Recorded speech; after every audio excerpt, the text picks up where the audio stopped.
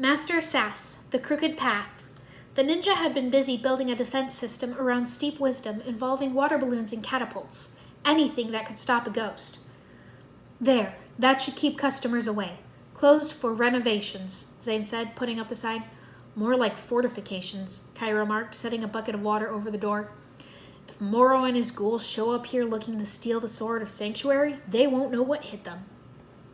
Cole walked through the door and the bucket almost fell on him. He yelped, jumping back before he got splashed. Careful, not all of us are immune to water.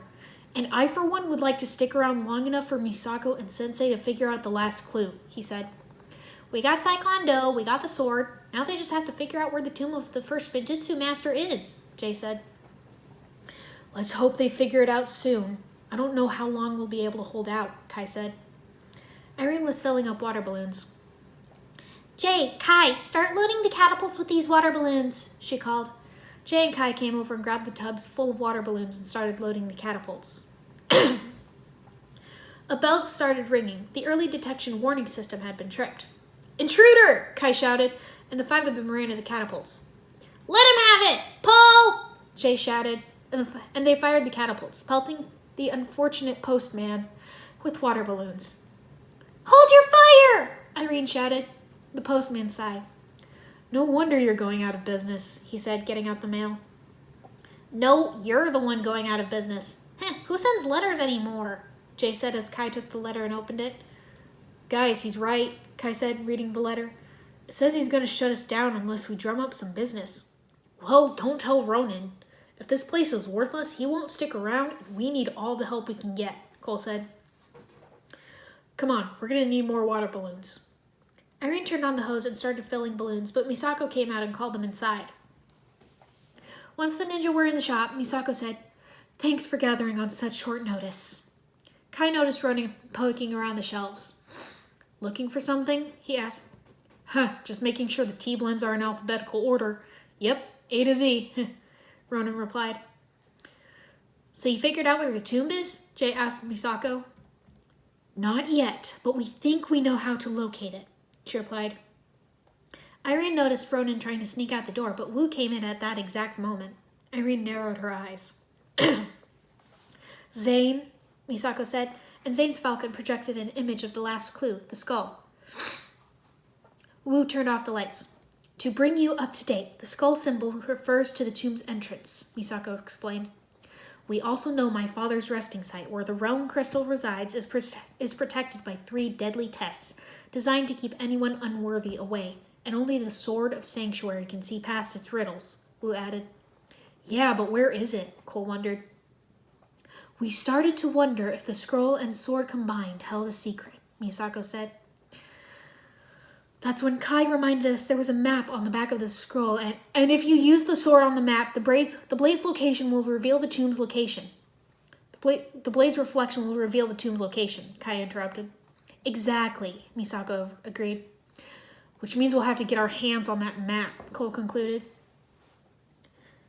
Irene felt a tap on her shoulder. It was Nia. Ronan's up to something, she whispered. Yeah, he's acting suspicious, Irene agreed.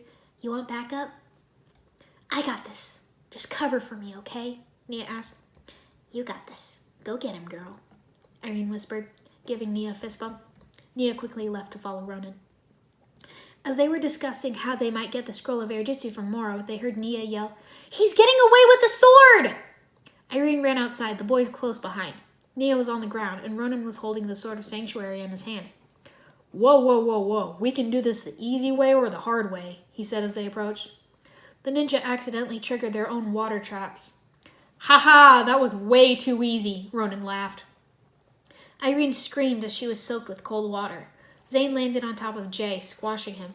We're not going to let you get away, Misako declared. They fought, but Ronan sliced a hanging bunch of herbs to create a dust cloud, blinding everyone. Oh, now that's a nice blend. We should fight more often, Ronan said, whistling for his ship. Kai tried air jutsu but couldn't get high enough. He's getting away! To the bounty! He shouted. Are we sure that's the wisest choice? Wu said, summoning his own elemental dragon. Care for a ride? He asked Misako. I thought you'd never ask, Misako replied, sitting behind him. They took off after Rex. They caught up, but the ship was empty. He's not aboard the ship, Misako called. It's a trick, Wu realized. Then where did Ronan go? Kai wondered. Irene looked around. Where's Nia? She asked. The boys shrugged. Irene frowned. She reached for the connection she had with Nia and sensed anger and frustration. She took off running, following those feelings until she reached the riverbank. Nia was sitting at the edge of the river, glaring at the water. What happened? Irene asked, kneeling beside her friend. He was right there! He was in a boat and I should have been able to reverse the current, but I couldn't! Nia burst out. Ronan got away and it's my fault! Hey, it's not your fault. Not entirely, anyway, Irene said. I should have gone with you when you went after him. Come on, we can't waste time feeling sorry for ourselves when we have a tomb to find. She stood up and pulled Nia to her feet. Let's go back and explain what happened to the others. They went back to the tea shop and told the others what had happened. Well, obviously he's taken the sword to Morrow, Jay concluded. But where's Morrow? He could be anywhere, Zane pointed out. Cole turned to Nia. Look, Nia, I know you're not a ninja yet, but if you're going to be one of us... I'm sorry. I should have told you when I first suspected Ronan would steal it, Nia said. I'm sorry too. Nia mentioned it to me and I should have said something and gone with her to help, Irene added. Enough, Wu said. We all knew the path to save Lloyd was never going to be a straight line. We were all fooled by Ronan, but that doesn't make us fools. At a time like this, we mustn't butt heads, but put our heads together. Jay snickered. I'm sorry. You said butt heads, he said, giggling. Irene rolled her eyes. You're such a child. Zane's falcon squawked and projected an image of Ronan. Everyone went quiet. I can't talk loud, but I wanted to let you know, Nia, you were right. Morrow didn't hold his end of the bargain, Ronan said, and Misako was right too. The scroll and sword did reveal the tomb. I know where it's located. I know you don't have the sword, but I know you can beat them to the tomb. He gasped, looking behind him nervously. They're coming. Where is it? Where's the tomb? Jay asked. The Caves of Despair! The tomb is in the Caves of Despair! Ronan cried. Then the transmission cut off. Caves of Despair? We've been there. I don't remember seeing any tomb, Wu said. But there are still miles of unexplored mines. It could be there, Misako pointed out. But why should we believe him? It could be a trap, Nia interjected. We don't have the scroll and we don't have the sword. With Lloyd's life at stake, what other choice do we have? Kai said. Wherein? Cole said. Fool me once, shame on you. Fool me twice, shame on me. What good will it do us if it's all just a setup? Nia asked. The ninja are right. Even a misstep could be a step in the right direction. We cannot afford to do nothing, Wu said. The ninja will go. As for Nia, you're still not ready. Nia groaned in disappointment.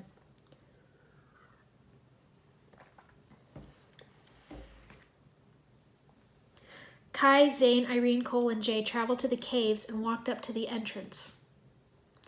The Caves of Despair, Kai said. This is where we first came for the golden weapons. It's like everything has come full circle, Cole remembered.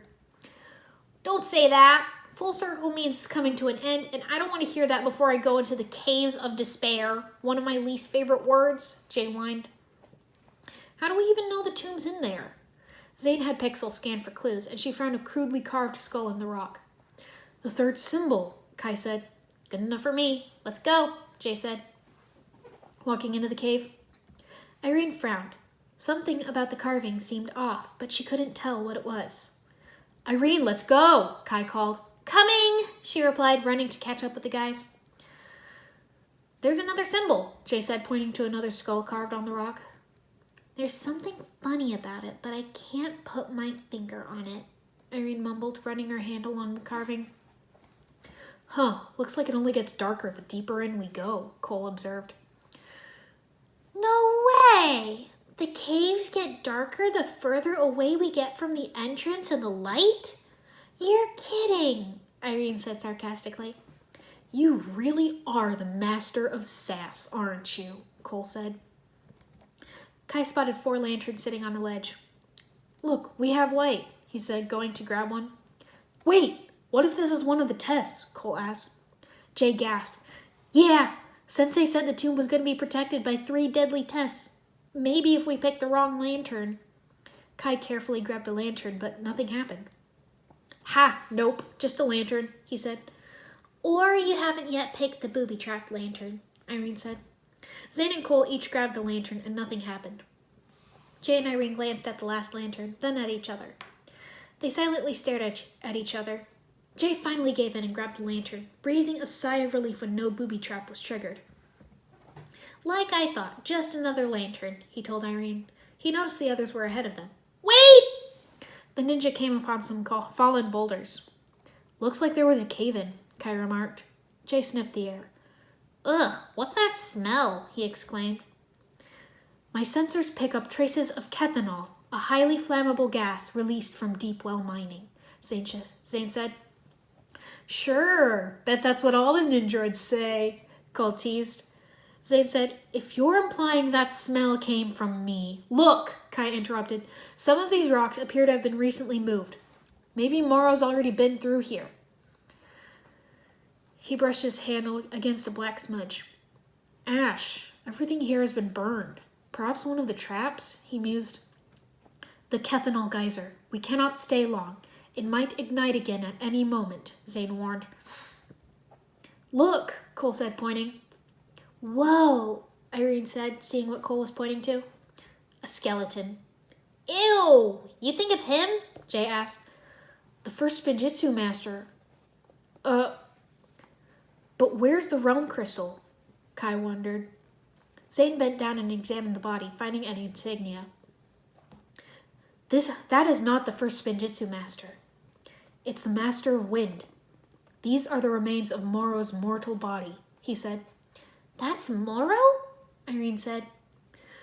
Well, Sensei told us he never came back from looking for the tomb, Jay recalled. So if he's here, that means... It is trap! Now you suffer same fate, Gultar shouted, appearing out of nowhere and using his scythe to create a cave-in, blocking their way out. The ninja were lucky the rocks didn't fall on them. There's no way out. If this was a test, I think we certainly failed it. The carving, Kai said. The carvings! I knew something was wrong with them, Irene exclaimed. They were too recently carved. Why didn't I see that earlier? Jay coughed. All this gas is making me a little lightheaded, he said. This cavern is a virtual oven. If those geysers decided to ignite, we'll be cooked, Cole said. Pixel has located an opening. The cave-in must have created a gap, Zane reported, pointing to a gap near the ceiling. Oh, but a gap to where? For all we know, it could be a dead end, and for the record, that's another one of my least favorite words. Dead end, Jay said nervously. Too late, Cole said, grabbing a boulder and plugging the geyser. Cole, no! Zane cried. Ha, solved that problem, Cole said, looking pleased with himself. Correction, you made it worse. Now the pressure will compact the explosion, multiplying the damage tenfold, Zane informed him. Oh, what are you trying to say? Jay asked. You know what happens when you shake a bottle of soda? Irene asked. Jay nodded. Picture that, but with fire and explosions and certain death, she said. Zane nodded his agreement. When that rock goes, every cave in a 10-mile radius will be filled with a wall of fire so hot it'll incinerate everything in its path, he said. Guess we better get hot on our heels, Kai said. Cyclone Do! Jay shouted as they used air jutsu to get through the gap. Hurry, Zane urged. Go, go, go, Kai shouted, rushing them all into a minecart. It started moving along the track. Great, now what? How do we stop this thing? Jay asked, hanging off the side. They screamed as the cart sped up. Jay was running, trying to catch up. Kai and Irene reached out to grab his arms. Almost got you, Kai said, stretching out to reach. He and Irene grabbed Jay and pulled him into the cart. Watch it, Zane cautioned. Jay spotted Gultar coming toward them and threw his arrow blade, successfully hitting him and catching his weapon. Ha-ha, I caught it, guys! I caught it! He cried. Good job, Jay, Irene said, giving him a high five. Cole spotted the end of the tracks up ahead.